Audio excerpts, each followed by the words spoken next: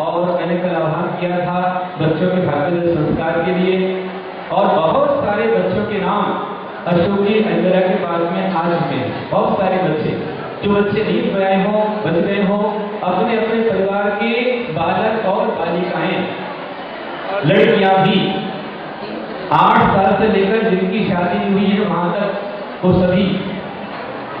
दिल्ली में हमने देखा है कि जो लड़के IAS IPS की तैयारी कर रहे थे, काफी समय से प्रयास कर रहे थे, लेकिन नंबर नहीं लग रहा था, और भाग्योदय संस्कार कराया और तुरंत उनका सिलेक्शन हो गया। कई लड़के ऐसे थे जो उम्र में 35 साल की उम्र तक आ गए थे, 30-35 साल, शादी नहीं हो रही थी। उन्होंने भाग्योदय संस्कार कराया और कराते ही तुरंत महीने 2 महीने साल भर में उनकी शादी भी हो गई और आज बच्चे भी हो गए। ये परिणाम भाग्योदय संस्कार का है। जो बच्चे पढ़ने में कमजोर हैं, भाग्योदय से उनकी पढ़ाई में अच्छी नंबर आएंगे।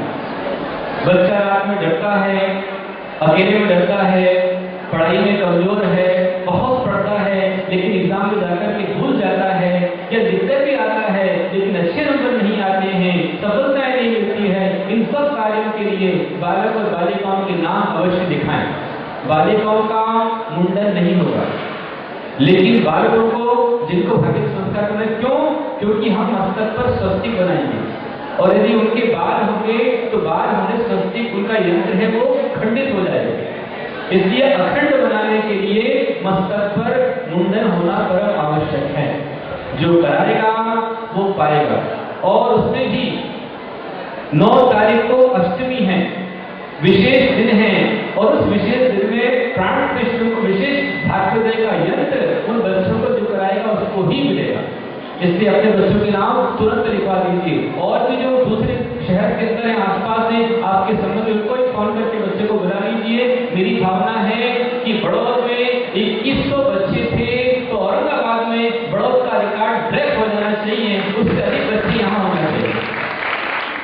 बालक और बालिकाएं पूरी संख्या उनकी होनी चाहिए। 8 साल से लेकर के जिनकी शादी नहीं हुई है वहां तक के युवक भी, लड़के लड़कियां उसमें आ सकते हैं। भाग्योदय संस्कार के पहले मंगल स्नान परम आवश्यक है, और मंगल स्नान का मंगल द्रव्य हम साधु लोग उसको मंत्रित करके विशेष प्रतिष्ठा करके वो देंगे। तो अपने अपने बच्चों के नाम जिनको भी मंत्रित द्रव्य से मंगल स्नान करना है, और गुरुओं के हाथ से, हमारे मुनियों के हाथ से, माता जी के हाथ से यदि अपने मस्तक पर मंगल यंत्र बनवाना है, भाग्योदय संस्कार करवाना है, तो उस संस्कार से बड़े बाल नहीं हो सकते। बाल तो अपनी हड्डी कहती है, आज कटाओगे फिर 4 महीने में आ जाएंगे। मैंने आपके यहाँ पर 20 जुलाई को कैश किया था, फिर कल मैंने कैश कर लिया 2.5 महीने के अंदर, कितनी फिर आ जाएगी मतलब। लेकिन ये मौका, बाल तो फिर आ जाएंगे, लेकिन ये जो नवरात्रि का समय है, विधान का समय है, और गुरुओं के हाथ से जहाँ पर हम लोग किसी को चरण नहीं छुआ रहे हैं, किसी को स्पर्श नहीं करने दे रहे हैं, लेकिन उस दिन हमारे साधु आकर के आपके भाग्योदय संस्कार बच्चों पर करेंगे, ऐसा भाग्य शायद किसी बड़े का नहीं होगा। है आपका ऐसा भाग्य? किसी गुरु ने किया, लेकिन उन बच्चों का भाग्य है। तो अपने अपने बच्चे, चाहे डॉक्टर भी हो तो उसको आपने, जिसकी शादी नहीं हुई है वो आ सकता है। पूरे सांगली महाराष्ट्र में वहां नियम से हर बच्चों को भाग्योदय संस्कार करवाना ही पड़ता है। यदि भाग्योदय संस्कार नहीं कराते हैं तो कलेक्टर भी क्यों न बन जाए, वहां उनकी शादी नहीं होती। लड़की वाले को भाग्योदय संस्कार हुआ है, उसका फोटो दिखाइए, तो लड़की वाले स्वीकार करते, वरना उनकी शादी। इसलिए जब हम लोग 2004 में सांगली में थे तो एक करीब 35 साल का युवक हमारे संस्कार में आया। मैंने पूछा कौन है भाई, नाम बताया, क्या करते हो? बोले मैं जो है कोल्हापुर में कलेक्टर हूँ। तो वो यहाँ क्यों आए हो? बोले अब शादी करनी है। तो शादी तो कर ले, कोई नहीं, हमारे यहाँ का नियम है कि यदि बच्चों ने, युवाओं ने अपना मौजी बंधन नहीं कराया, भाग्योदय नहीं कराया, तो उसके शादी नहीं होती। ये पहले संस्कार होगा। हमारे तीर्थंकर आदिनाथ भगवान ने बच्चों को भाग्योदय संस्कार किया है। आदिनाथ भगवान ने 100 पुत्र किया है।